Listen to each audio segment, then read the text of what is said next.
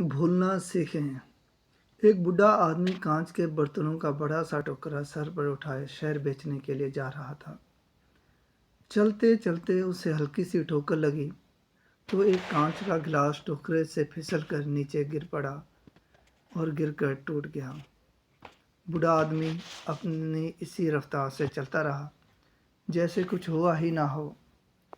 पीछे चलने वाले एक और राहगीर ने देखा तो भागकर बूढ़े के पास गया और कहा, बाबा जी, आपको शायद पता नहीं चला, पीछे आपका एक बर्तन टोकरे से गिरकर टूट गया है।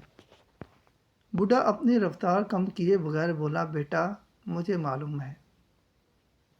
राहगीर हैरान होकर बोला, बाबा जी, आपको मालूम है तो रुके नहीं। बूढ़ा, बेटा, जो चीज़ गिरकर टूट गई उसके लिए अब रुकना बेकार है।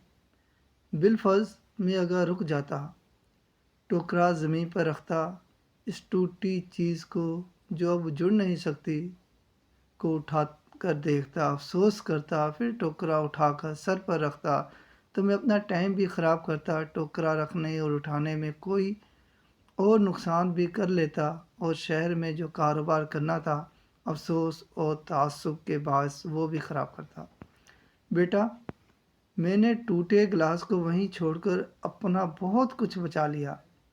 हमारी ज़िंदगी में कुछ परेशानियां, गलत फहमियाँ, नुकसान और मुसीबतें बिल्कुल इसी टूटे गिलास की तरह होती हैं, जिनको हमें भूलना चाहिए, छोड़कर आगे बढ़ जाना चाहिए, क्योंकि ये वो बोझ होते हैं जो आपकी रफ्तार कम कर देते हैं, आपकी मुशक्क़त बढ़ा देते हैं, आपके लिए नई मुसीबतें और परेशानियां घेर लाते हैं, आपसे मुस्कुराहट छीन लेते हैं, आगे बढ़ने का हौसला और चाहत ख़त्म कर डालते हैं। इसलिए अपनी परेशानियां, मुसीबतों और नुकसानात को भूलना सीखें और आगे बढ़ जाएं।